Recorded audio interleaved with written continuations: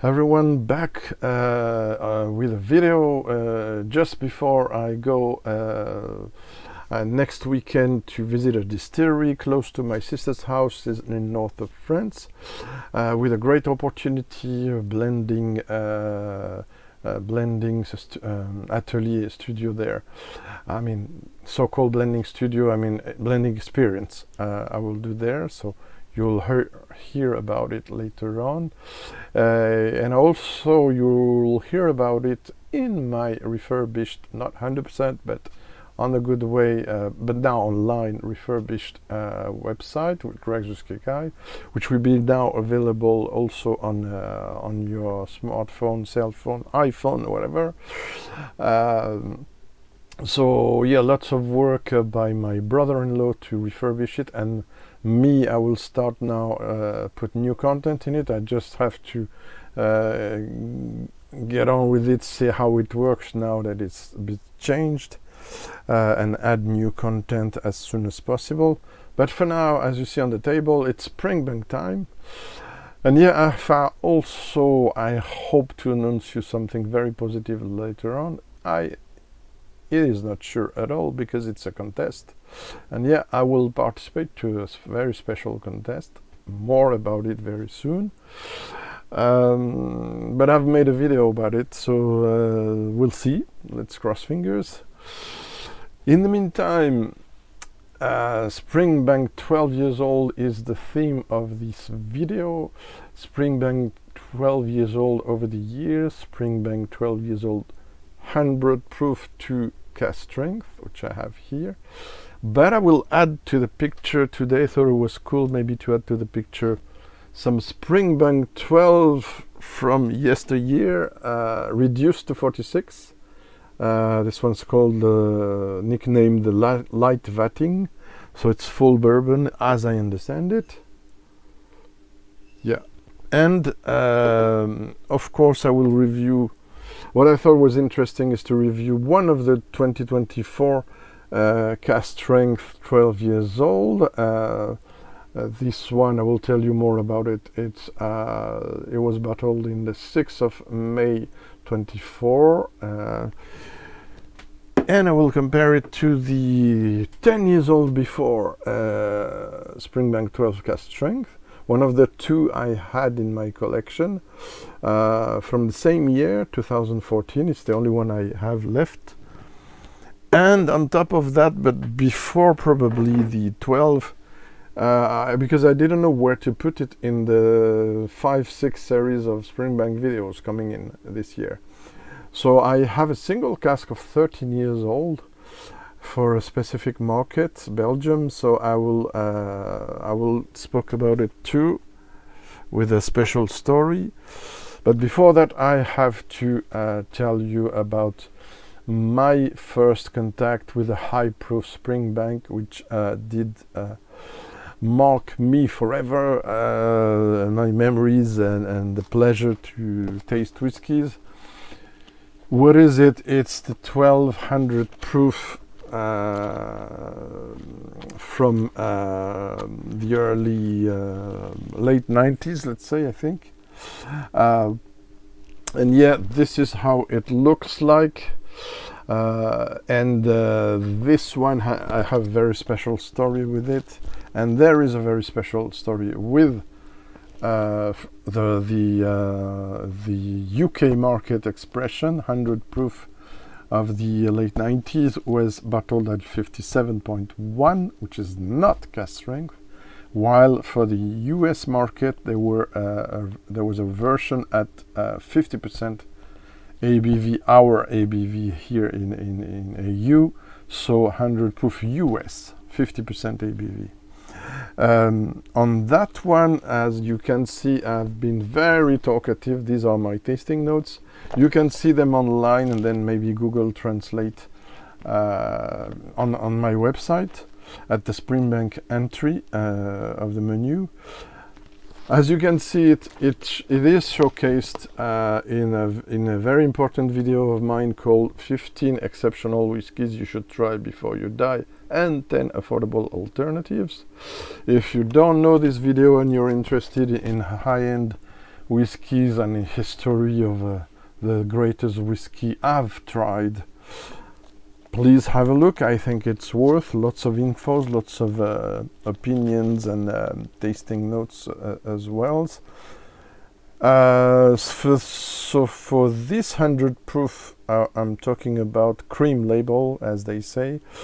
It was the story which makes it crazy.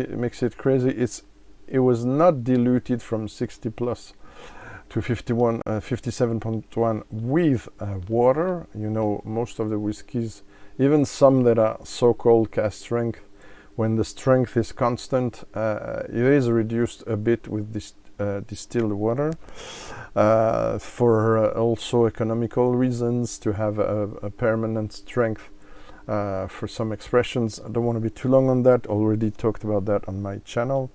This is a practice that's common in a lot of countries, about saying it's cask strength and it's 60%. It is not 60% most of the time. It can be 60.4, etc.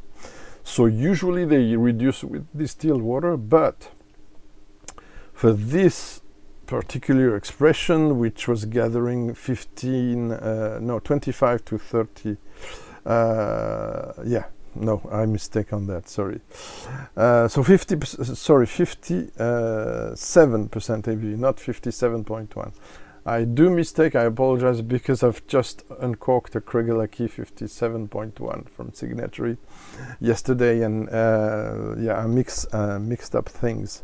So yeah, this 12 years old, what's crazy about it, because the strength was lowered, not adding water, like I said, but this, you can see, this may be, not this one, of course. This one is 16 years old of our modern era, but this crazy 12 years old 100 proof was reduced with local barley cask from 1966 and 1967. And how do I know that? It's because I did interview Frank McCarty about this, and I did have dinner even with him. Great opportunity when I was, and this is related to it, working for Sullivan's Cove at Tasmania Distillery in 2011 as a brand ambassador in Belgium for French and Belgian shows. And in this show, the stand I had, I was taking care of, Sullivan's Cove, just in front of Springbank's one, which was held by Frank McCarty himself, the manager, distillery, a distiller, master distiller of the distillery. It's a crazy thing. We had a lot of time to talk. We did also some nice pictures that are on my website. So this one, the fact it's reduced with from, I don't remember, 62 or so, the fact it's reduced from 60 plus to 57.1, and the blender in me knows that perfectly. Adding older casks and different array of casks brings a lot of depth and a lot of complexity, especially if the casks, as they were of that era, were of exceptional sherry quality. So yeah, what did I get from this? Some black cherry, Amarone cherries, as we say here, signature style, ripe red fruit, over-infused but beautiful tea notes, caramel, chocolate, spices, sandalwood note, and old-fashioned peated smoke. And the longest nose and palate I ever tried from a Springbank. Like I said in the English translation of the my tasting note, I had the chance, thanks to my friend, doesn't want to be named, but H, we'll say he's called H, friend collector. I had the chance to try this 3 times in 10 years, so it's insane. It's something that was sold a few €100 only, and now you cannot find it under several thousand, 4 grand euros, etc. So it's crazy thing. There's just a side note to say, 12 years old from yesteryear were quite exceptional. But for now, we're gonna start very modestly. Let's just remind ourselves, and yeah, I know the bottle is empty. I didn't want to, but yeah, you can see the liquid there, those nice tiny decanters. So we're gonna start softly. Yeah, I cannot, I have to change. So yeah, you can see it's super light. Of course, it has been not a lot of viscosity left. This one has been put into a sample a decade ago. It's a Springbank from the early 2000s. You can see also it's an old one because it has this, you see, social security thing. So it's mandatory before 2004. Might have to check it there. I'm not sure I have the info there. But I think, if I'm not mistaken,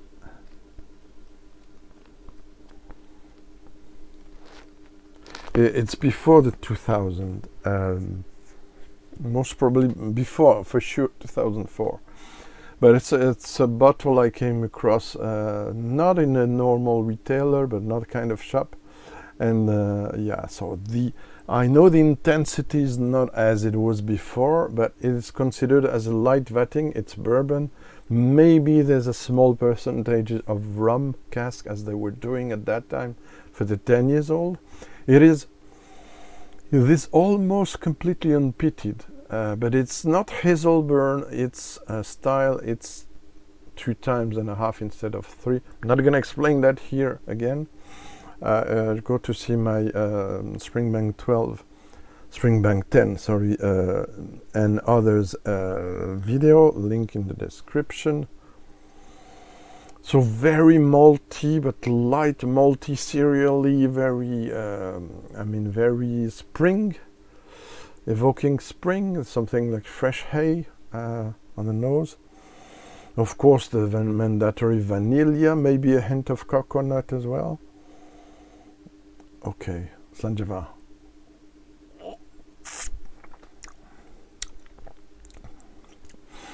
Herbal, there's some chamomile infusion, bit of spices, ginger, maybe some white peppers, very soft. Again, brings some memories I don't even have time to say there, because we're going to move to the high strength one very soon.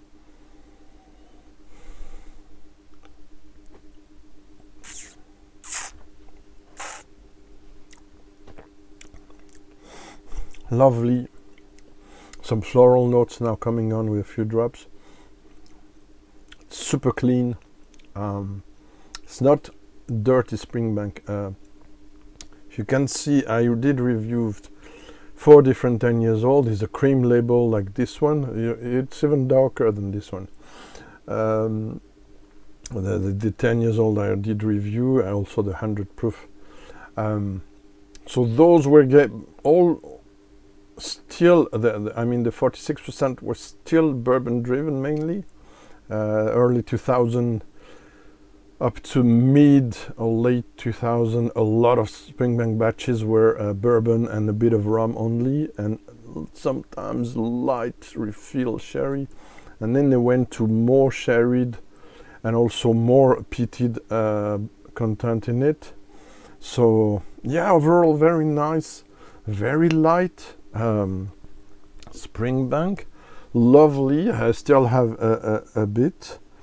Nothing, not much informations there, but yeah, I love the old-fashioned S label.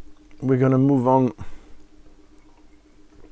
So for those not interested in the 12 reduced and the 13 cask strength, you can see the description, which will tell you exactly when you will be able to see the 12 cask strength comparison. This had to change the cork because, like I said earlier on in my channel, unfortunately, a lot of I checked this expression to make it try to Menno. Finally, I didn't send him yet a sample. I probably will at some point. But I did see that, notice that a lot of them have lost a bit of content, and the cork was not great or did break instantly. So I almost changed all the corks of my maybe 20 Springbank, if you add Hazelburn and Longrow in it. I've put behind me, even if it's a bit remote, sorry, almost all my Springbanks there. There's some doubles, triple, 4 different. I didn't put all the 10 years old. I have different 10 years old, 5 now probably opened. It's insane. 4 opened, 1 closed, I don't know. So yeah, so what's this one? Let me check my trusty spreadsheet.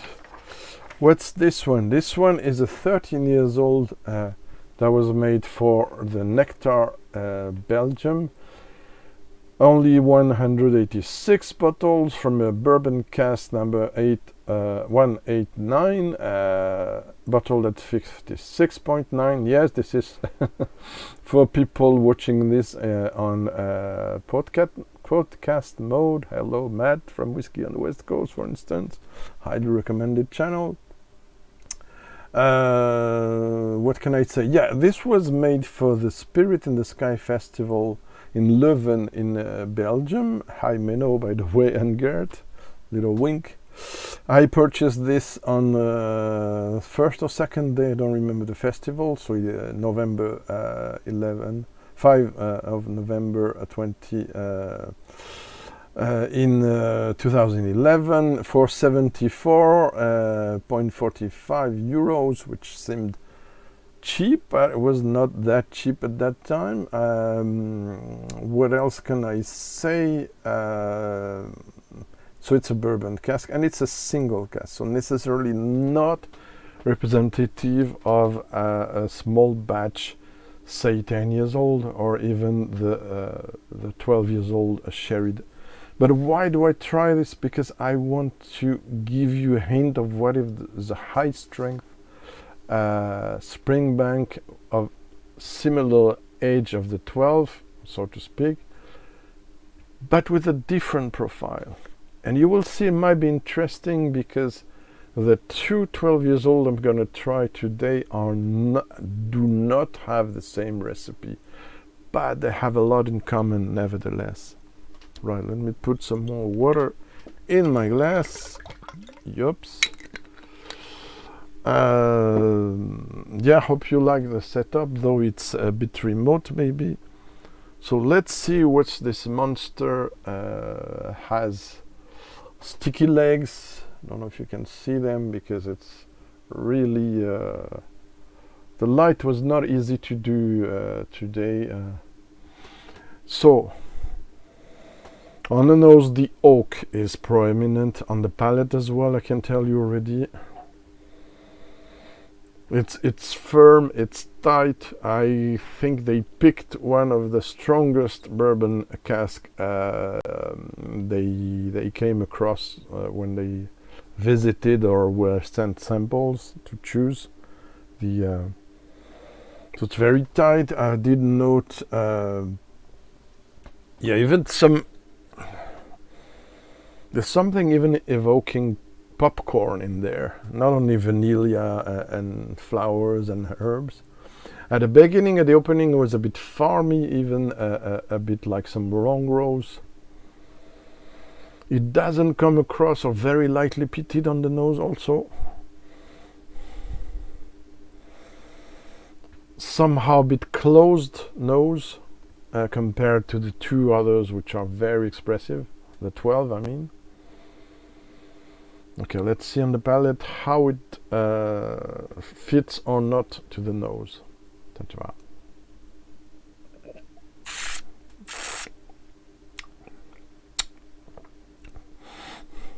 The arrival is sweet and bourbony and with a bit of vanilla, but very quickly it gets a bit more prickly and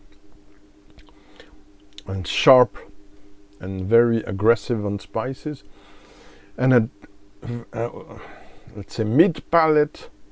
Well, you have this farmy side now clearly coming on. Bit of stable, bit of wet hay, and you have that wrapping smoke, beautiful smoke, bit sooty smoke, bit ashy, but yeah, a lot of wood spice.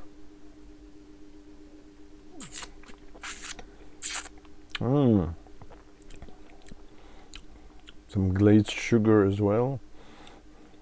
The tannins are strong in there. You know that tannins can, maybe you don't know, but I repeat that, sorry. Tannins can come from the wood, but they also come from the previous content when it's wine, and fortified wine like sherry as well. So here you have only the wood that throws you some spiky wood spices on the palate. So it's still tingling on my tongue, the spices. At the beginning I thought, because I couldn't try it, I would not enjoy it, and then did I try it at the show? I don't remember, honestly. But now it's beginning to be more typical, almost Longrowish, farmy side wise, and more interesting. But it is less complex than the 12 years old. That's why I'm trying it before.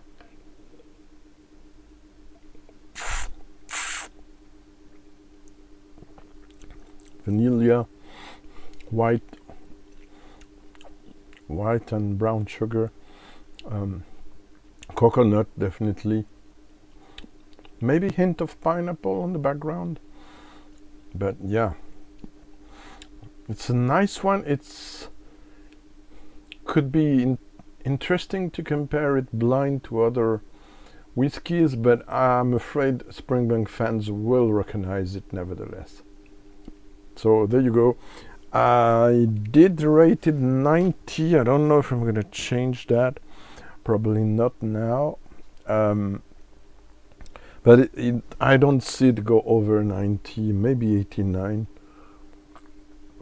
It's a nice one. I like to have this as a comparison to the following ones. So the following one would be first, ABV wise, the 12 years old Cask Strength, bottled. So in 2014 there were 2 batches, as far as I know. There was one in January. I had the bottle and it's finished for a long time now. Bottled in January 2014 at 52.3, so 2 points less than this one. The recipe, as I know it, was more or less the same as the batch 9 we're going to try after that. So 60% first fill sherry, 40% refill sherry. So apparently 100% sherry this. While the one we're going to try after from 2024, interestingly, it's 30% sherry, 70% bourbon. But it's not that different, as you will see. Right. So let's get to this one. And if you want to know, so this is obviously darker than the 13, despite the 1 year less. And this is, if I see, the 2024 is a bit darker, but this is quite close. It's darker here, but the screen seems lighter. Very weird. If I compare the nose of the two, so this one is the bottle you have here, 2014, and this the 2024. 2014, very quick, and then I go in depth with each one. Oh, bit of sulfur. I'm surprised. I didn't have sulfur at the beginning, but it's been staying for half an hour now. Bit of sulfur, ripe fruit, and not much else. Not very pleasant nose. So 2014, 2024. No, loads of dark chocolate going on with the smoke. Loads of dark chocolate. Very appealing, way more smoky as well. Okay, let's see this one. What's going on? Again, not much info on the back label, very generic information there. And the batch number is engraved, laser print in there, I mean. So you have the batch. A batch is 14/277, but it's considered as batch 9. So 60% first fill, 40% refill sherry, and sherry hogshead, as I understand it. So it's weird because it's very melted. When I did open it, it was more shy than the 52.3, which was also normally more fruity than this one, but the nose is surprising me today. I haven't tried this for a few weeks. I've opened it only this maybe 4 months ago, 6 months ago. Okay, I'm not gonna be put off by the nose. The legs are sticking very long. Let's see how the palate works. Thank you.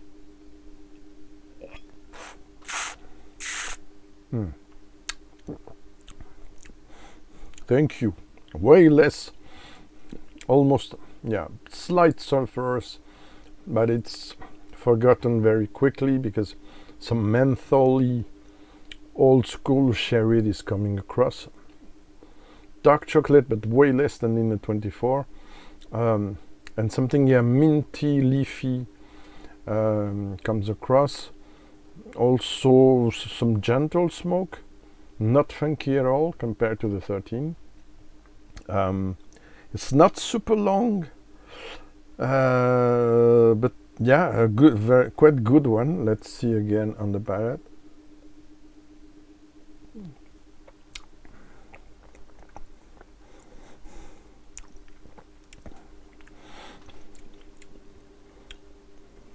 Sweet spices, ripe fruit, the pit smoke bit more on top, but still discreet. Some dry oak,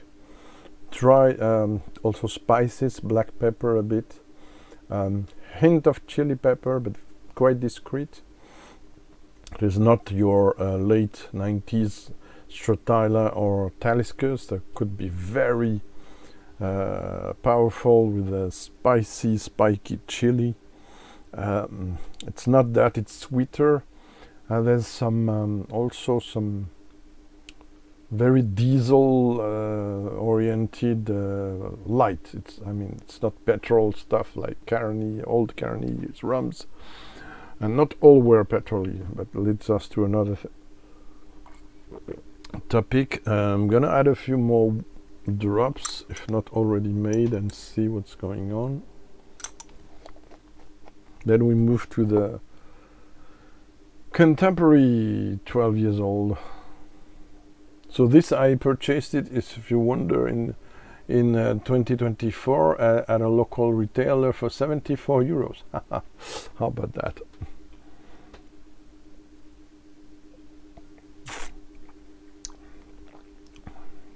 It gets lovely with a few more water, but don't add too much water. If you find this one, could go to some bitter side because there's some menthol underwood notes bordering bitterness, but not yet in it. There's a beautiful, typically Springbank charm. It's kind of only dusty, smoky note, but it's very intricated again. Peat smoke within the underwood, within the chocolatey, ripe, fruity note. It's super melted.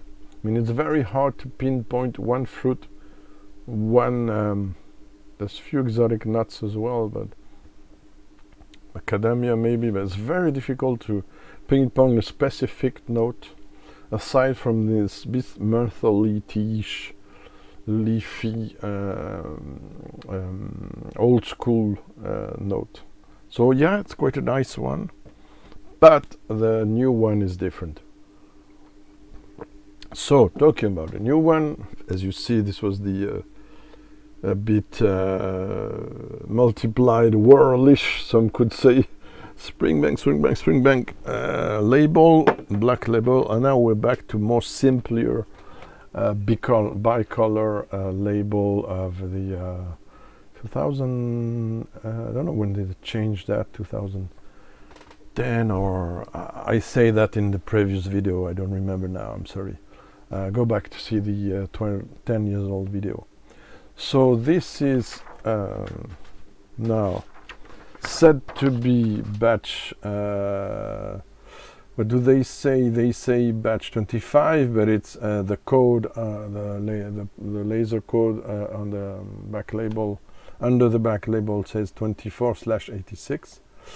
This was bottled in the 6th of May of 2024. This was 30% sherry and 70% bourbon. Can you believe that? And this, I had it for €98, thanks to Martin. Very honest, decent price in December 2024, because lots of retailers here and elsewhere are really greedy, and they go over 200, and I've seen even 240 for this, while probably the purchasing price for the retailer was around 50 or 45 or something like that. So it's a shame, but yeah, hats off to Martin, who you know, a certain blog related to Aquavite as well, but he doesn't want me to say his nickname in there, but yeah, blog beginning by a D, Barfly, yes. So from Barfly to Barfly, thank you very much for this. I really enjoy. You kept the bottle for people like me who are not going to flip it and open it. And then you have it. 57.2, quite high ABV. I love this right from the uncorking, I have to tell you. Beautiful, super complex notes. One of the most serene and complex and beautiful Springbank 12 years old of the last decade, I have to say. That's why the scoring is quite high. I did review this compared to Ben Omar Cask Strength expression in a live show recently. Check out my live shows. You might be interested by the comparison. Why do I speak about Ben Omar? Also because I owe you a review, but also because I did subscribe to Ben Omar Champions 2025. So wish me luck. The video is made. I mean, you have, if you want to compete to that, you have until 19th of June, and 10 days after you'll have the result. But you have to be available in late August to spend 5 days or 4 days, 5 nights, I understand, 4 or 5 nights in late August in Speyside. Very excited. I really would love to be chosen. Yeah, so chimney pit smoke. Again, you enter a decent house, which has an old school house with all in stone and stuff, and you have the chimney just. I mean, it has been stopped a few hours ago, but some people didn't open up the windows completely, so there's still a lot of chimney pit smoke in the bonfire or whatever. In the no, it's not the same. Yeah, chimney pit smoke in the room, floating in the air. So, bit sooty, bit earthy peat. Yeah, it's beautiful. The ripe and red fruit combo is very nice. Again, very melted. You cannot really say something. I can say more on the palate, but yes, a slightly burnt wood, barbecue smoke, I wrote dried fruit, dates, also some caramel, maybe some plum as well. I had also some exotic scent. I noted benjoin. I don't know the word in English. Yeah, let's go to the palate now. Sandeva.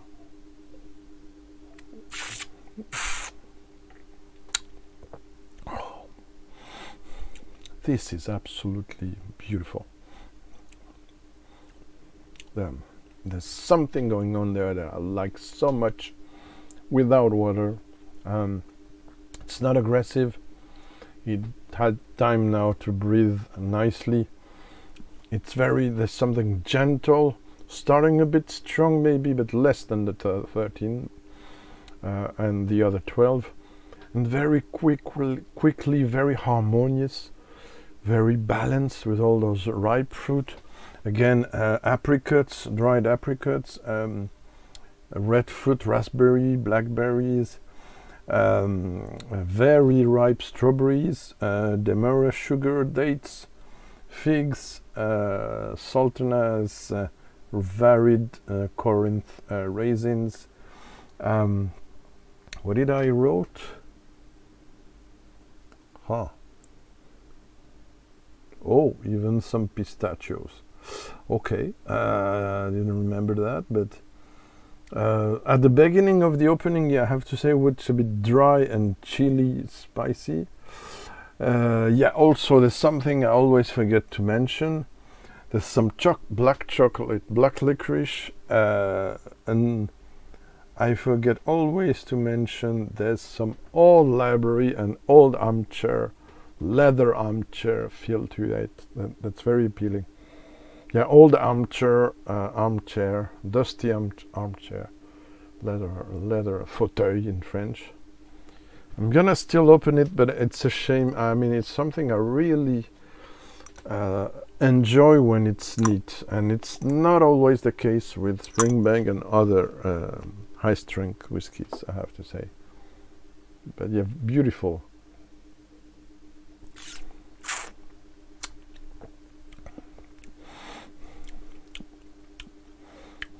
Red licorice, black licorice. Again, this leather, old leather saddle and old leather shoes, and also coat. Some slightly dusty side, but it's rather clean. Yeah, this is beautiful. I don't know what to say else at this point. The best dark chocolate you can ever think of, but not over 75%, so it's not bitter. It's still sweet. There's something there that's very, again, super balanced. It's quite complex. It's as balanced as complex. The scoring, I'm not going to change it. It's 92 after 100 out of 100. It's wonderful. It's a symphony. Right, thank you very much. See you soon. Bye-bye.